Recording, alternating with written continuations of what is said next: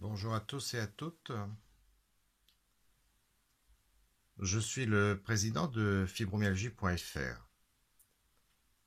Le 12 mai, nous étions ensemble devant le ministère de la Santé. J'avais envie de vous donner mon ressenti de la journée. Une journée qui avait commencé sous de bons auspices. Le ciel n'était pas tout à fait de la partie, mais c'était pas mal, hein, il faisait assez beau. Un léger vent, mais c'était pas mal. Les gens sont commencé à arriver. La Vendée en particulier avec un minibus de 7 personnes. Et à la fin, nous étions une trentaine. Bon alors, vous dire que je suis enchanté par le nombre de personnes qui sont venues, ce n'est pas vrai. Ce n'est pas vrai car cette organisation de cette journée nous a pris beaucoup de temps à l'association. Même si, en fait, c'est les personnes présentes qui ont fait la journée,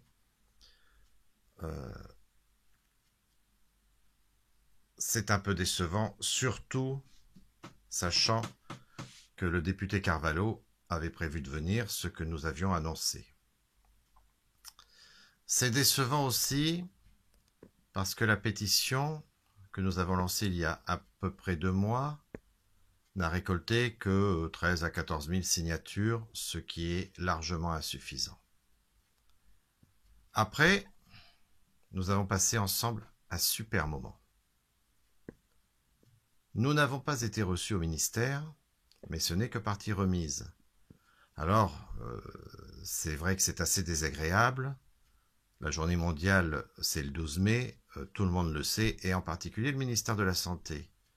Mais en même temps, il faut bien comprendre qu'il y a l'alternance politique, que les directeurs de cabinet et autres directions, en particulier la Direction générale de la santé, notre interlocuteur, doivent avant toute chose savoir ce que le nouveau gouvernement souhaitera mettre en place et quelles seront les réponses qu'ils pourront nous donner en fonction des desiderata de notre nouveau président de la République.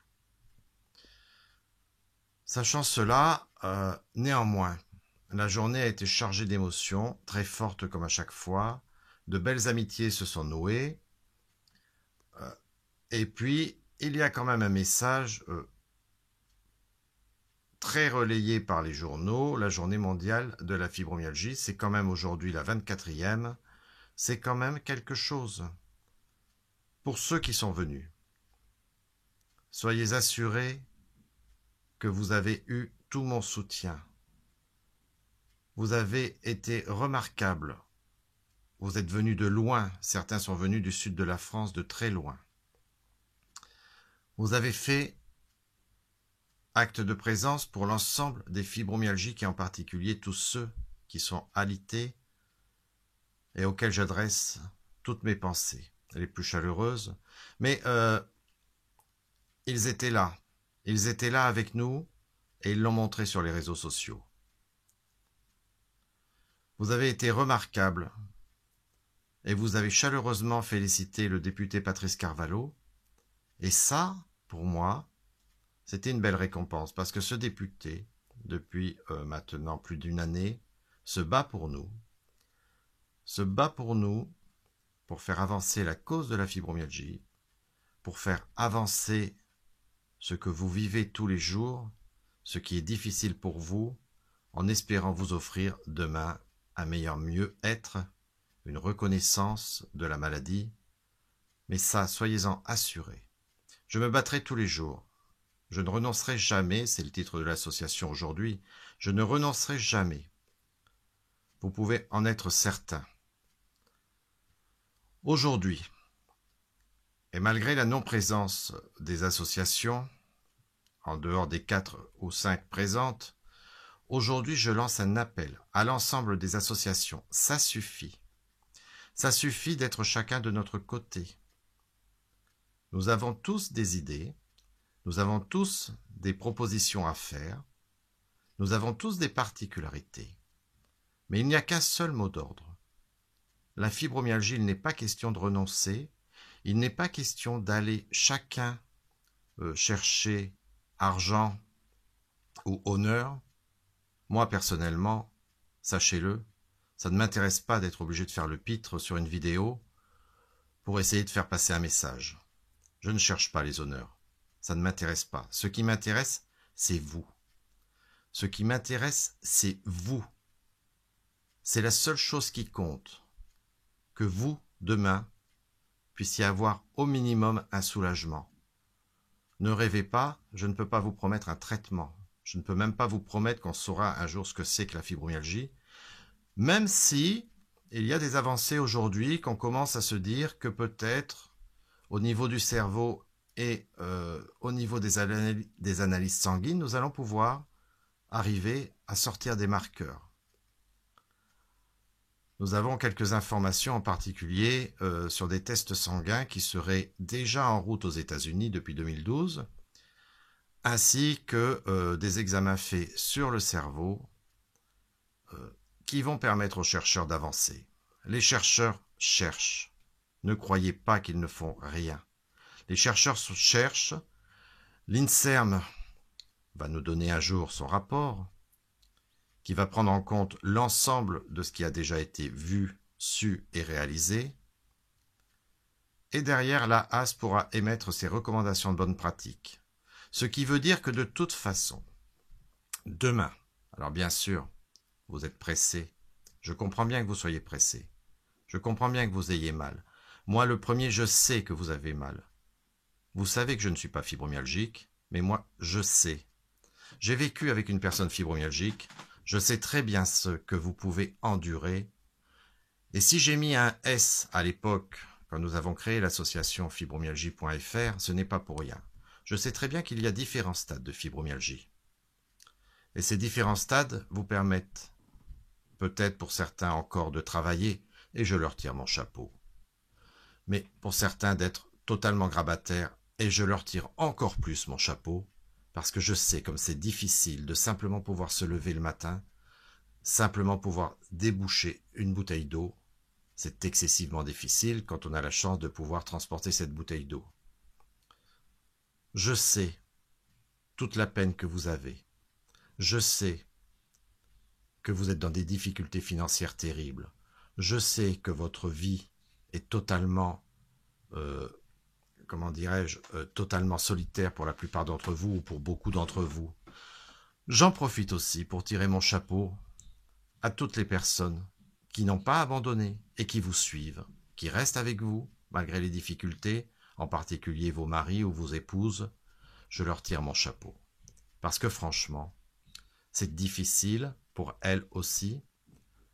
Ce n'est pas la douleur, c'est vous qui souffrez, mais c'est difficile. C'est difficile de comprendre cette maladie, il faut des années pour arriver à comprendre quand on n'est pas soi-même souffrant. C'est très difficile, mais enfin, nous avons un message fort que nous passons chaque année maintenant depuis 5 ans. Nous allons y arriver. Mais on n'y arrivera pas tout seul. Encore une fois, je relance un appel. J'ai besoin de vous. J'ai besoin de vous tous. J'ai besoin que vous agissiez quand on vous le demande, quand on vous le propose. Et puis, le nerf de la guerre oblige. Par obligation, l'association a été obligée de déclarer à la SACEM la manifestation.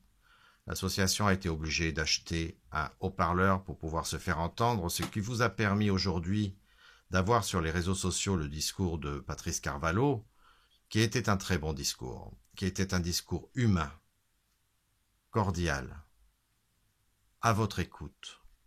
C'était un magnifique discours.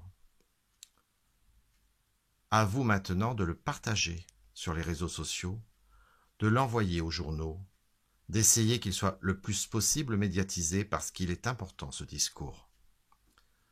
Avec sa lettre au président de la République et la transmission de la pétition, il y aura encore d'autres moments forts. Nous serons reçus quant à nous au ministère. Nous allons porter à nouveau la pétition et parler des problèmes immédiats. Nous ne souhaitons pas attendre que l'INSERM rende son rapport. Après, nous ferons avec les moyens que nous avons. Soit nous avons des moyens, soit nous avons votre écoute et vos, vos actions.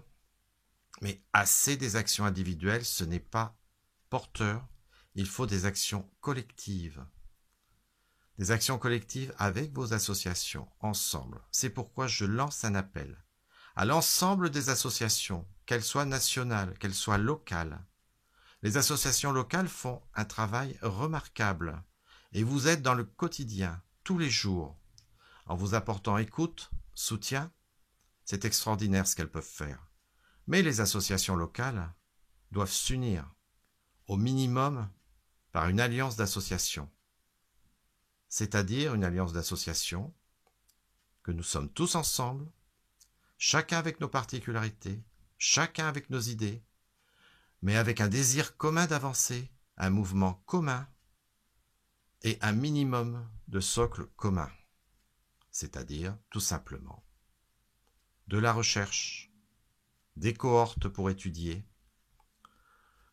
et un minimum de panier de soins communs à l'ensemble des fibromyalgiques. Ça serait déjà le minimum, la reconnaissance de la maladie, bien sûr.